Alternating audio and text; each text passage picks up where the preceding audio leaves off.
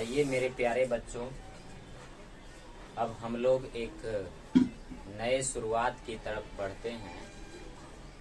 आज से हम लोग एक नया सीरीज शुरू करने जा रहे हैं। लुसेंट का सीरीज चलेगा। इसमें लुसेंट को हम लोग शुरुआत से लेकर अंत तक अच्छी तरह से पढ़ेंगे। लुसेंट एक ऐसा बुक है जो कि कई प्रकार के एग्जामों में काम आता है। जैसे विभिन्न प्रकार के जो जनरल एग्जामिनेशन होते हैं उसमें लुसेंट का बहुत जबरदस्त योगदान होता है। यदि आप लुसेंट को अच्छी तरह से पकड़ लेंगे तो फिर आपके लिए कंपटीशन में क्वेश्चन बनाना बहुत ही आसान हो जाएगा, क्योंकि लुसेंट के आधार पर आप लगभग 60 to 70% प्रश्न को आराम से हल कर पाइएगा। बाकी जो प्रश्न बचते हैं उसके लिए कोई और छोटी मोटी किताब का हम लोग अध्ययन उसी के साथ करते रहते हैं, लेकिन हमारा जो बेसिक तैयार होना है उसके लिए आवश्यक है कि हम लुसेंट को अच्छी तरह से कवर कर लें। ये एक बेसिक बुक है और इसको पढ़ने के बाद आपके अंदर ये ताकत डेवलप हो जाता है कि आप चाहे जिस एग्जाम में भी बैठ रहे हो, जहां पर कि जीके पूछा जाता है, सामान्य ज्ञान से संबंधित प्रश्न पूछे जाते हैं, उन सारे एग्जाम में आपका परफॉर्मेंस बहुत ही अच्छा हो जाएगा। जैसे यहाँ हम थोड़े बहुत एग्जाम का नाम लिखे हैं जिसमें कि लुसेंट से क्वेश्चन पूछा जा रहा है, तो हम लोग लुसेंट को स्टडी करने जा रहे हैं, लुसेंट का यूज करने जा रहे हैं कि लुसेंट का हम लोग कैसे उपयोग करेंगे। बुक तो खरीद के ले आए मगर उसका उपयोग भी करना है। तो धीरे धीरे लुसेंट के किताब को चैप्टर वाइज हम लोग पढ़ते जाएंगे और धीरे धीरे करके पूरा लुसेंट को कमांड कर लेंगे। तो जैसे देखिए यहाँ हम कुछ एग्जाम लिखे हैं, जैसे यूपीएससी का जो एग्जाम सेंट्रल लेवल का होता है उसके भी पीटी एग्जाम में कुछ क्वेश्चन लुसेंट से पूछे जाते हैं। लुसेंट से पढ़ने के बाद यूपीएससी में भी आप क्वेश्चन को डील कर सकते हैं। और स्टेट पीसीएस, जैसे मान लिया जाए कि बिहार का पब्लिक सर्विस कमीशन होता है, झारखंड का होता है, या अदर जितने भी स्टेट हैं, उन सारे स्टेट के पीसीएस के जो भी एग्जाम होते हैं उन सभी एग्जामों में लुसेंट का काफी योगदान होता है और काफी प्रश्न इनसे पूछे जाते हैं इनके पीटी एग्जाम में। इसी प्रकार से हाईकोर्ट में यदि आप असिस्टेंट का एग्जाम देते हैं तो उसके भी पीटी में काफी सारे प्रश्न पूछे जाते हैं। हाईकोर्ट ग्रुप डी का निकालता है वैकेंसी, तो उसमें पूछे जाते हैं। इसी प्रकार से सिविल कोर्ट के एग्जाम में सिविल कोर्ट क्लर्क का एग्जाम दीजिए या फिर 4th ग्रेड का एग्जाम जो कि अब कंपटीशन कर दिया गया है, उसमें भी कई सारे क्वेश्चन लुसेंट से पूछे जाते हैं। इसी प्रकार से यूडीसी का आप एग्जाम दीजिए, एलडीसी का एग्जाम दीजिए, एमटीएस का एग्जाम दीजिए। रेलवे में तो इसका जबरदस्त योगदान होता है, क्योंकि रेलवे में मैक्सिमम जीके पूछा जाता है, जो कि सारे के सारे जीके जो है, बहुत सारे जीके लुसेंट से हूबहू लड़ जाते हैं।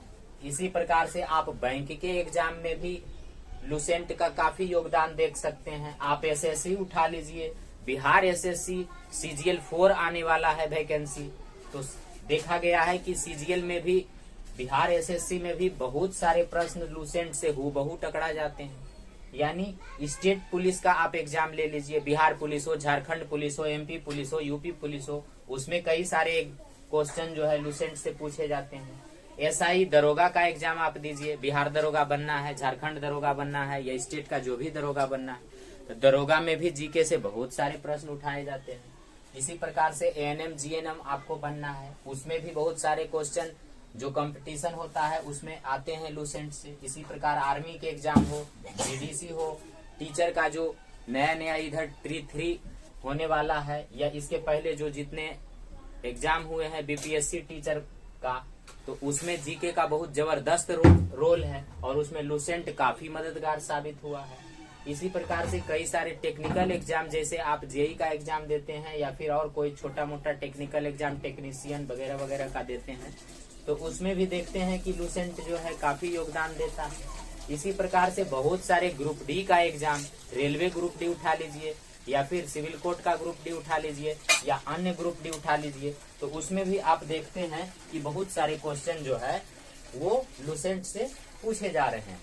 इसी प्रकार से सीटेट का एग्जाम, सीटेट के एग्जाम में भी जीके जो पूछता है उसका रोल है। एस्टेट के एग्जाम में, एयरफोर्स के एग्जाम में, सेल भेल गेल का एग्जाम यदि देते हैं तो उसमें भी जीके आता है।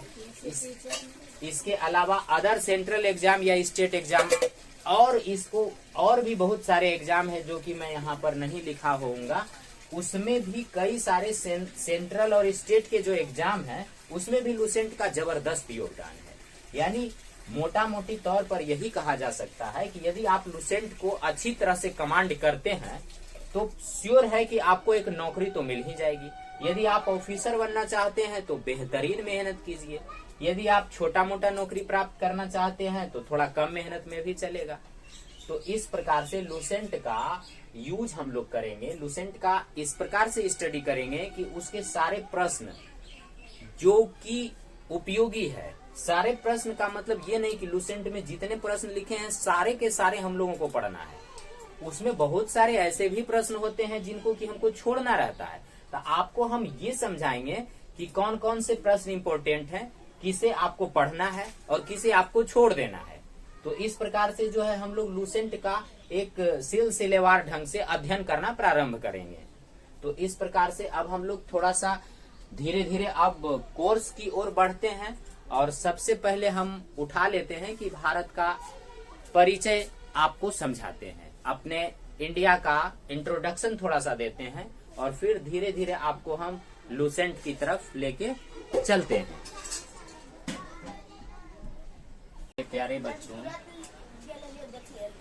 अब हम आपको अपने देश भारत से इंट्रोडक्शन करवाते हैं, भारत से परिचित करवाते हैं।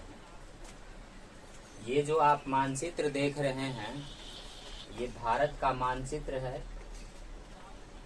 यहाँ आप देख सकते हैं कि हमारा जो भारत है, हमारा जो भारतवर्ष है, हमारा देश जो भारतवर्ष है, ये उत्तर में हिमालय पर्वत, उत्तर में हिमालय पर्वत से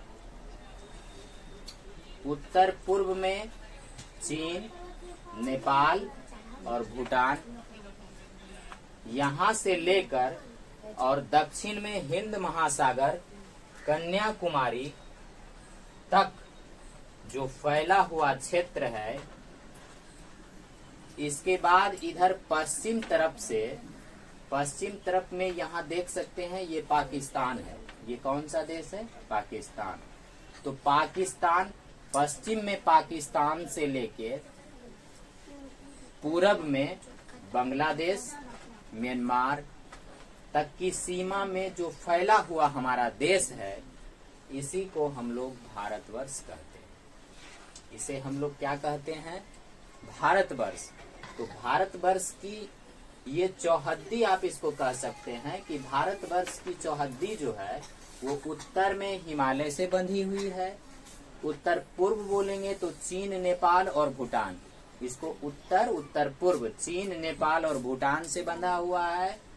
दक्षिण में हिंद महासागर, कन्याकुमारी है।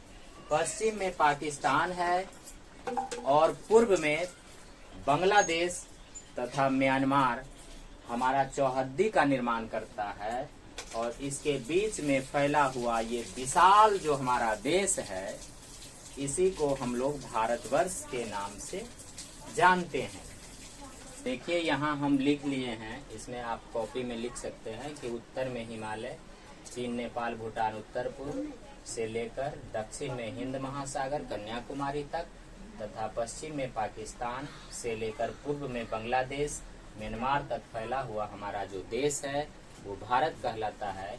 इसमें क्वेश्चन निकाला जा सकता है कि हमारे भारत के उत्तर में कौन पर्वत है? तो हिमालय है।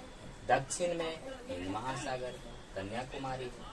पश्चिम में कौन सा देश है? पाकिस्तान। पूर्व में कौन सा देश है? बांग्लादेश और म्यांमार।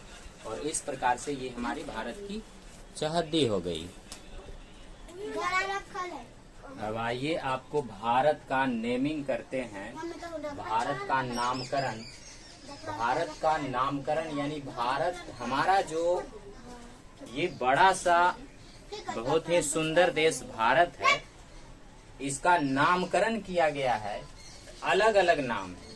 भारत के प्रचलित कुल 5 नाम हैं।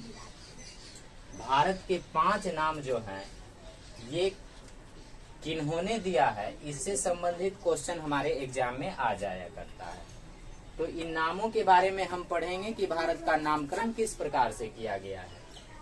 तो इसको हम लोग नामकरण को सीरीज वाइज पढ़ते हैं कि भारत का नामकरण सबसे पहले भारत का नाम क्या था, फिर भारत का नाम क्या हुआ, फिर भारत का नाम क्या हुआ, फिर भारत का नाम क्या हुआ, और अब भारत का नाम भारत आया है। तो इस प्रकार से हमारे देश का जो नामकरण किया गया है वो एक सीरीज के अनुसार से सिस्टमेटिक ढंग से हुआ है।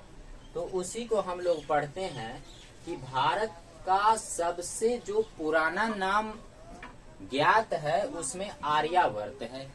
भारत का जो सबसे पुराना नाम आर्यावर्त है। तो आर्यावर्त नाम पड़ा कैसे? तो आर्यावर्त नाम इसीलिए पड़ा कि यहाँ पर आर्य लोग, आर्य जो जनजाति थे, आर्य जाति के लोग जो कि मध्य, जिसका कि प्रमाण है कि मध्य एशिया या फिर और कई प्रमाण है कि दूसरे जगह से, लेकिन मूल रूप से अधिकतर प्रमाणित यही है कि आर्य मध्य एशिया से आए थे। तो आर्य जाति जब मध्य एशिया से भारत में प्रवेश किए और यहाँ के बासिंदा बन गए, यहाँ के निवासी बन गए, इन्होंने भारत को अपना देश बना लिया। तो चूंकि आर्य जाति पूरे भारतवर्ष में फैल कर रहने लगे, इसी कारण से आर्य का देश होने के कारण इसका नाम पड़ गया आर्यावर्त। इसका एक नाम हो गया आर्यावर्त। इसी प्रकार से अब दूसरा नाम आर्य जब आए तो उन्होंने वेद की रचना की। आर्य जैसे ही भारत में आए तो भारत में आने के बाद कुछ समय पश्चात उन्होंने वेदों की रचना की, कई प्रकार के अन्य साहित्यिक ग्रंथों की रचना की, और उन्होंने जो वेद के बाद पुराण लिखा उसमें 18 जो महापुराण है उसमें एक पुराण है विष्णु पुराण। विष्णु पुराण के अध्याय 2 में उन्होंने भारत का नाम जम्बू द्वीप रख दिया। भारत का नाम रख दिया क्या? जम्बू द्वीप। जम्बू द्वीप ऐसी मान्यता है इस बुक में कि जम्बू का अर्थ होता है जामुन।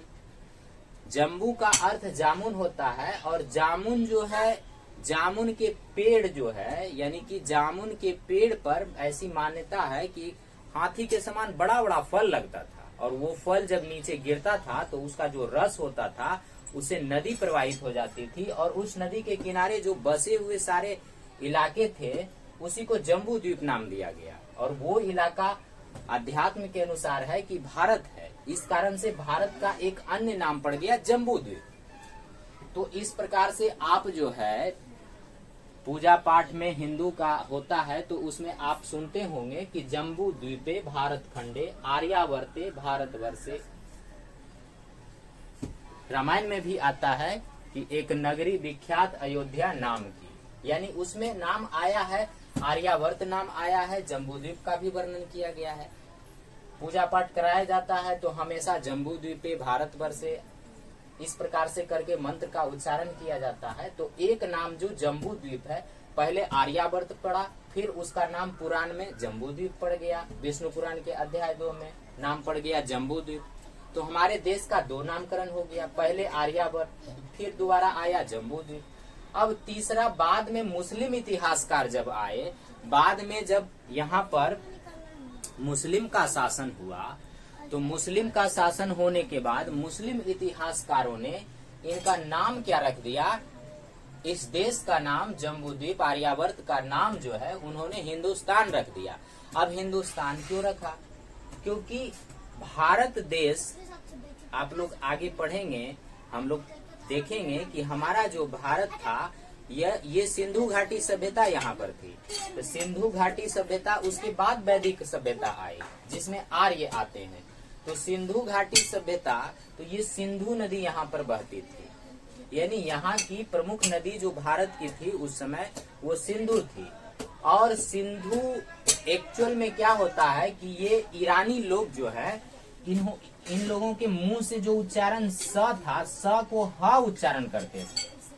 स जो वर्ड है वो अपने लैंग्वेज में यहाँ के स का उच्चारण करते थे ह। अब नाम था नदी का सिंधु, उन्होंने बोल दिया हिंदू, सिंधु से बोल दिया हिंदू, और हिंदू का देश होने और सिंधु से बन गया हिंदू। तो इस प्रकार से इसका नाम पड़ गया हिंदुस्तान। यानी वो सिंधु से रिलेट करके बोले, लेकिन सिंधु से वर्ड निकल के आया हिंदू, तो इस प्रकार से हिंदुस्तान। तो ये ईरानी लोग जो है, मुस्लिम इतिहासकार अपने किताबों में इसी जम्बू द्वीप का नाम रख दिया हिंदुस्तान। तो इस प्रकार से हिंदुस्तान नाम प्रचलित हो गया। अब आगे फिर कहानी चलता है, और आगे जब रानी शकुंतला और राजा दुष्यंत आते हैं तो उनके समय में उनका पुत्र जो राजा भरत था वो बहुत ही विख्यात हुआ, उनका बड़ा नाम हुआ। उन्होंने भारत के लिए बहुत सारे काम किए और उनका नाम इतना अधिक प्रचलित हो गया कि भरत का नाम जो है, भरत के नाम से रिलेट करके हमारे देश का नाम क्या पड़ गया? भारत। हमारे देश का नाम पड़ गया भारत, और इस प्रकार से भारत नाम प्रचलित हो गया, जो वर्तमान में अभी भी मौजूद है। अब आगे क्या होता है कि बाद में यूनानी लोग आते हैं, यूनानी लोग आते हैं और यूनानी ग्रीक लोग, वो लोग हमारे देश का नाम रख देते हैं इंडिया। अंग्रेजों के जमाने में ये नाम काफी प्रचलित हो जाता है। तो इस प्रकार से ये भारत का नामकरण हुआ, और ये सारे नाम सीरीज वाइज हम सजाकर लिखे हैं, ताकि आपको यदि सीरीज वाइज भी सजाने आ जाए किसी एग्जाम में कि भारत का नाम सीरीज से सजाइए कि कैसे कैसे है, तो ये सीरीज को आप याद रखिए कि सबसे पहले आर्यावर्त नाम हुआ, फिर जम्बू द्वीप, फिर हिंदुस्तान, फिर भारत, और लास्ट में इसका नाम क्या पड़ गया? इंडिया।